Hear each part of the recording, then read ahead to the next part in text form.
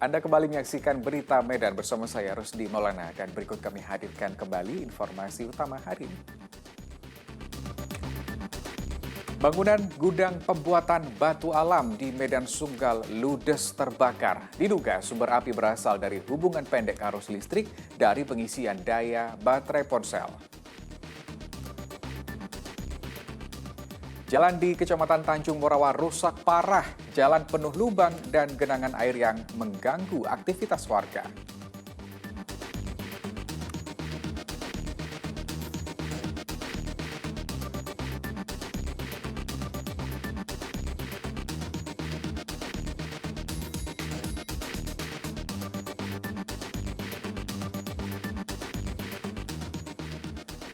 Warga Kota Medan menyambut baik keputusan Wali Kota Medan yang menghentikan proyek pengadaan penerangan jalan yang dikenal sebagai lampu pocong.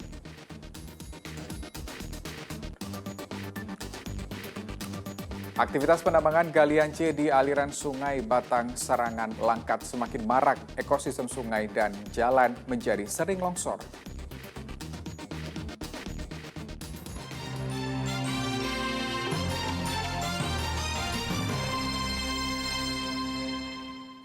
Warga Kota Medan menyambut baik keputusan Wali Kota Medan yang menghentikan proyek pengadaan penerangan jalan yang dikenal sebagai lampu pocong. Warga kota menilai pembuatan lampu pocong ini tidak efektif. Seharusnya dana pembangunan digunakan untuk memperbaiki fasilitas kota yang masih banyak harus diperbaiki. Wali Kota Medan, Sumatera Utara, Bobi Afif Nasution akhirnya mengumumkan bahwa proyek lampu pocong yang mengeluarkan dana sebesar 25 miliar rupiah dihentikan. Keputusan Wali Kota Medan disambut baik sebagian warga Kota Medan. Selama ini pembuatan lampu pocong yang dibuat di 8 ruas jalan dengan 1.700 unit lampu tersebut dinilai tidak efektif. Alasannya pencahayaan lampu di Kota Medan sudah cukup memadai. Menurut saya sih Bang, lampu pocong ini harusnya ada tapi di tempat yang gelap. Karena kalau di tempat yang terang nggak ada gunanya lagi kan. Sementara itu salah satu pengendara ojek daring menyebutkan seharusnya pemerintah Kota Medan terlebih mendahulukan perbaikan jalan rusak dan keamanan di Kota Medan. Apalagi begal masih kerap terjadi di Kota Medan. Sebenarnya ini nggak membantu ya, karena kalau kita lihat dari jalan nggak ada yang lewat jalan, atau yang jalan yang disediakan lampu yang disediakan oleh Bapak Bobi Nasution. Ini sebenarnya yang dibutuhkan di sini adalah bagian penataan kota seperti jalan-jalan yang rusak.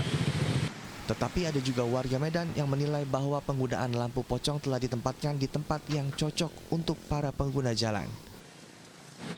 Keadaannya sepertinya bagus sih Bang, tapi sebaiknya ditaruhnya di tempat yang agak gelap gitu, soalnya kan di macam tengah kota gini kan sudah agak terang ya kan. Warga Kota Medan berharap pemerintah kota terus membuat kebijakan yang berpihak pada masyarakat. Muhammad Hamdani melaporkan dari Medan. Ya, polemik proyek lampu pocong di Kota Medan ini menuai berbagai kritik dari warga. Wali Kota Medan, Bobi Nasution pun mengakui adanya kegagalan pada proyek penataan landscape jalan dengan anggaran sebesar 25 miliar rupiah. Inilah tampilan fisik lampu yang kerap dikritik warganet di media sosial sebagai lampu pocong. Awalnya proyek bernama Proyek Penataan Landscape Jalan menggunakan APBD Medan tahun 2022 dianggarkan pada Dinas Pertanaman dan Kebersihan. Namun, dinas itu belakangan dihilangkan. Dilebur menjadi Dinas Sumber Daya Air, Bina Marga, dan Bina Konstruksi pada awal tahun 2023. Kendati kerap disindir dan menuai hujatan warga melalui media sosial karena dianggap tidak berfungsi, proyek lampu pocong itu belum juga dirampungkan dari batas waktu hingga akhir 2022 lalu. Sedianya, dalam anggaran APBD 2022, 1.700 lampu jalan dipasang di 8 ruas jalan utama Kota Medan. Namun hasilnya menjadi cemoohan. Wali Kota Medan Bobi Nasution mengakui proyek lampu jalan itu gagal karena melanggar sejumlah aturan. Di antaranya jumlah lampu, jenis material, dan jarak lampu satu sama lainnya tidak sesuai kontrak. Penilaian itu diumumkan berdasarkan hasil pemeriksaan Inspektorat Pemerintah Kota Medan. Bobi Nasution juga memerintahkan 8 perusahaan pemegang proyek lampu jalan untuk segera bertanggung jawab dan mengembalikan 21 miliar rupiah lebih anggaran APBD yang telah diberikan pemerintah Kota Medan. Dan kalau yang harus membongkar, ini harus melakukan pembongkaran, itu adalah pemilik dari bangunan itu sendiri. Karena pemilik bangunan ini belum diserahkan kepada pemerintah Kota Medan, silahkan dibongkar sendiri. Karena ada material di dalamnya, nanti jangan bilang kita bongkar, kita ambil, kemudian kita nyuri ulang. Silahkan besinya di situ, semennya di situ, yang bentuknya kayak dibilang kayak pocong itu ambil balik, silahkan. Nanti kalau kita ambil balik, bilang kita nyuri ulang. Jadi silahkan itu ambil sendiri, bongkar sendiri, kalau bisa dijual lagi silahkan. Selain meminta pertanggungjawaban, Bobi juga meminta pihak ketiga pemegang proyek lampu jalan segera melakukan pembongkaran bangunan fisik. Tuti Alawiyah Lubis melaporkan dari Kota Medan.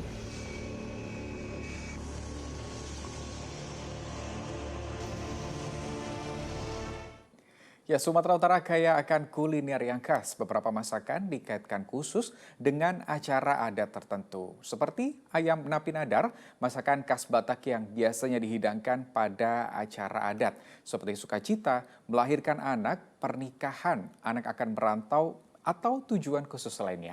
Nah, filosofi ini tercermin dari rasa ayam napi nadar yang pedas, seakan memberi semangat dan doa berkat. Bagaimana pembuatan ayam napi nadar? Rekan kami Henry Sianipar dan Daniel Sitanggang akan melaporkan dari Panguruan, Kabupaten Samosir untuk Anda.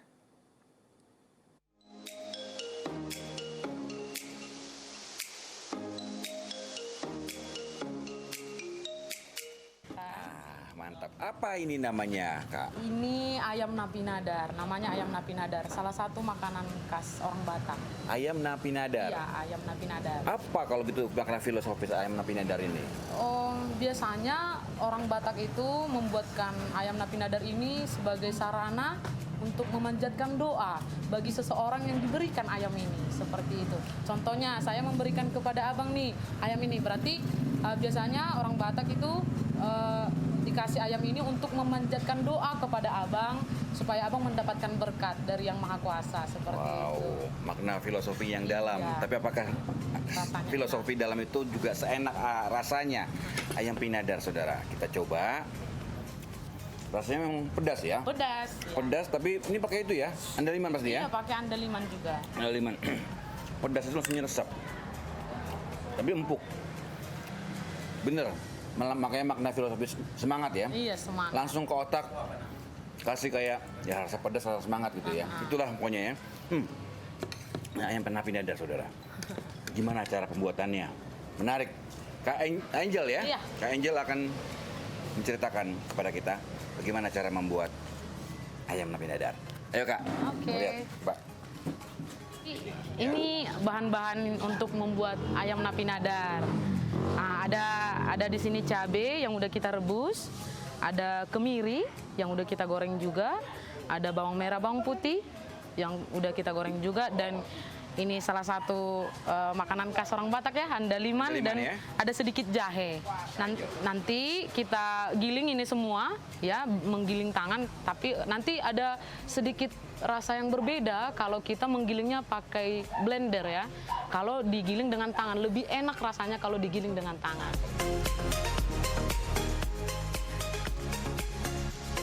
Semua bumbu seperti cabai rawit, andaliman, lengkuas, jahe, kunyit, dan kemiri digiling sampai halus.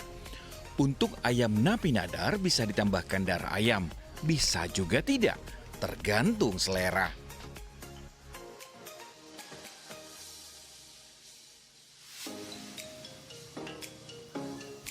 Setelah semua bumbu telah halus dan bercampur, kemudian ditumis hingga berwarna kecoklatan. Bisa juga ditambah daun jeruk atau jeruk nipis dan garam.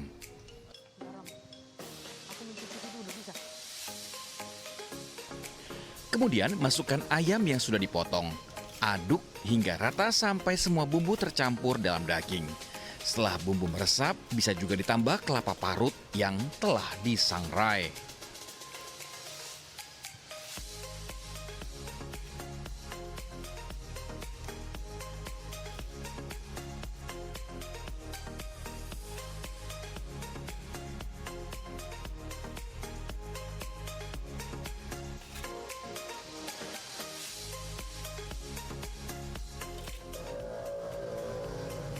napi nadarnya siap untuk disajikan. Mau? Henry Sianipar dan Daniel Stanggang melaporkan dari Pangururan, Kabupaten Samosir. Ya, informasi dari ayam napi nadar tadi mengakhiri berita Medan hari ini. Saya Rusdi Maulana mengucapkan terima kasih atas perhatian dan kebersamaan Anda. Selamat beraktivitas dan sampai jumpa.